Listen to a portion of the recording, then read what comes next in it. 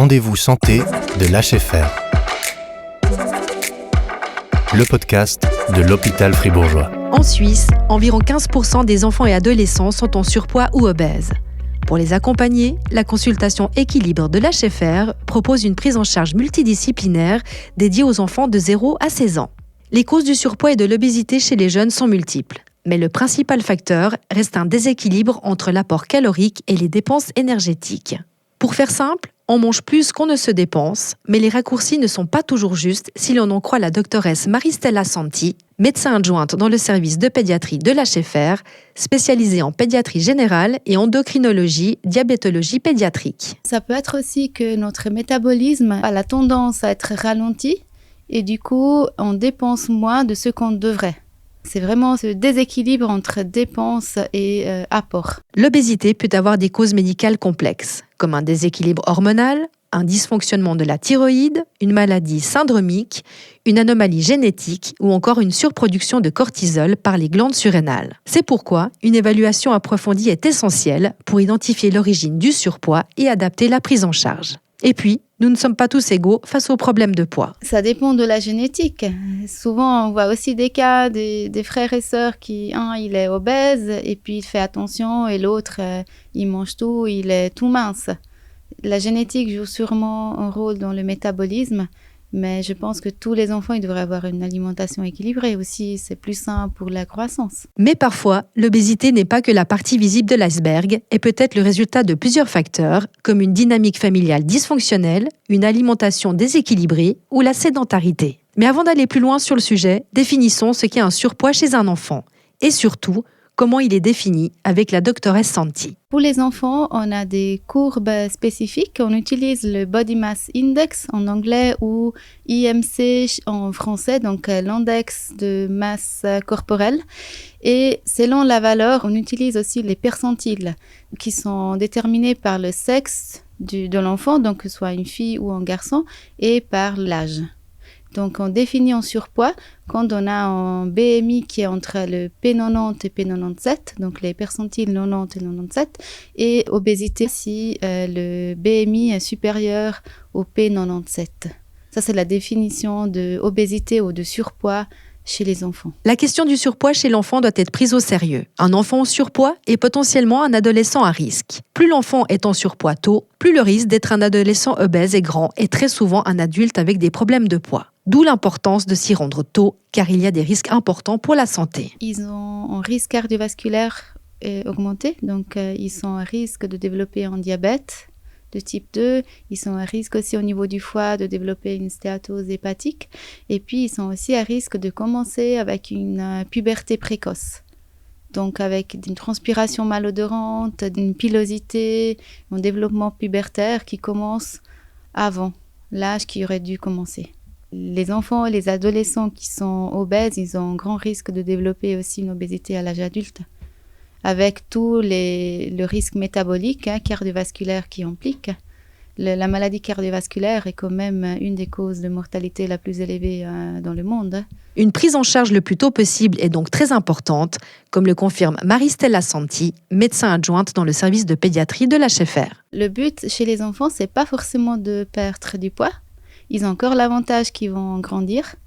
Donc on dit toujours que les enfants, le premier but, c'est vraiment de stabiliser le poids. Et au fur et à mesure, l'enfant, il va grandir. Mais il faut commencer tôt. Il ne faut pas ignorer l'importance d'une bonne alimentation, d'une alimentation équilibrée et aussi d'une activité sportive régulière. Comme nous le disions plus tôt, la génétique peut jouer un rôle dans la prise de poids d'un enfant, son environnement familial aussi. Dans la majorité des cas, on a des parents aussi qui sont en surpoids. D'un côté, il y a la génétique. De l'autre côté, probablement, c'est aussi le fait que les parents en surpoids ont une mauvaise hygiène de vie. Du coup, ils ont plus tendance à manger déséquilibré, à bouger moins. Donc, il y a les deux facteurs. Certaines familles, par manque d'informations ou en raison de difficultés financières, peinent à adopter une alimentation équilibrée. Avec la hausse du coût de la vie, l'accès à des produits sains comme la viande, le poisson, les fruits et légumes devient un défi budgétaire. Il est donc crucial d'aller au-delà du simple constat du surpoids et d'examiner l'ensemble des causes possibles à travers un bilan approfondi. Et c'est là qu'intervient la consultation Équilibre de l'HFR. Une consultation qui implique de nombreux intervenants, comme nous l'explique la doctoresse Santi. On a une consultation interdisciplinaire avec moi, l'endocrinologue pédiatre. On travaille aussi avec l'équipe de diététiciennes. On a aussi une infirmière en diabétologie. Aussi, les enfants ils peuvent, en surpoids, en obésité, peuvent avoir aussi un diabète de type 2, même à l'âge de 10 ans à 6 ans. Donc, ce n'est pas que les adultes qui ont les complications de l'obésité. Et après aussi, on travaille avec notre gastro-entérologue pédiatre et les physiothérapeutes aussi, pas oublier, qui font un travail aussi très important. On travaille vraiment de façon interdisciplinaire. Pour ces patients aussi, les familles. Il ne faut pas traiter seulement les enfants, mais aussi les parents. Surveiller le poids de l'enfant est donc une histoire de famille également. Parce que ce n'est pas que lui qui doit changer ses habitudes, mais tout le monde sous son toit afin qu'il ne se sente pas exclu par son alimentation. Un accompagnement psychologique est également recommandé pour analyser de façon globale les facteurs psychosociaux et familiaux liés au surpoids. De plus, les enfants et adolescents concernés sont parfois victimes de moqueries à l'école, ce qui peut fragiliser leur estime de soi et avoir des conséquences à long terme. Il est donc essentiel de les soutenir et de prendre en compte cet aspect dans leur prise en charge. Tout cela est évidemment discuté lors des consultations équilibre à l'HFR, une consultation qui est généralement conseillée par le pédiatre qui suit l'enfant, mais parfois ce sont les parents eux-mêmes qui décident de consulter. Parce qu'à la maison c'est difficile et puis ils n'ont plus de ressources, du coup on peut les accompagner pour essayer de voir où on peut les aider dans l'alimentation ou dans l'activité sportive. La prévention est, comme pour tout, le maître mot. Ne pas rester observateur, mais devenir acteur est essentiel dans la maîtrise de la prise de poids d'un enfant. Il n'y a pas de fatalité, il n'y a pas un moment où c'est trop tard, entre guillemets. Quel que soit le moment de la vie, la prise de conscience et le passage à l'action peuvent tout changer. Et il n'est pas question de privation, mais d'un style de vie sain, comme le rappelle la doctoresse Maristella Santi. L'enfant, c'est pas que ils doivent avoir des exceptions. C'est pas que l'anniversaire, il peut plus manger les gâteaux. Au contraire, ça fait du bien au moral.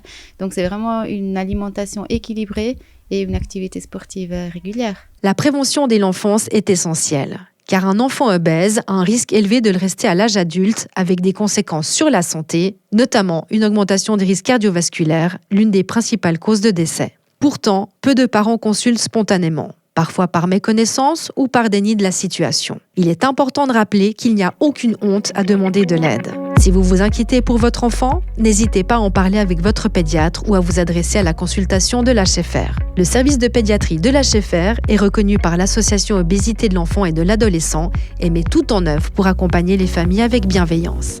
Rendez-vous santé de l'HFR. Ce podcast vous a été présenté par votre hôpital.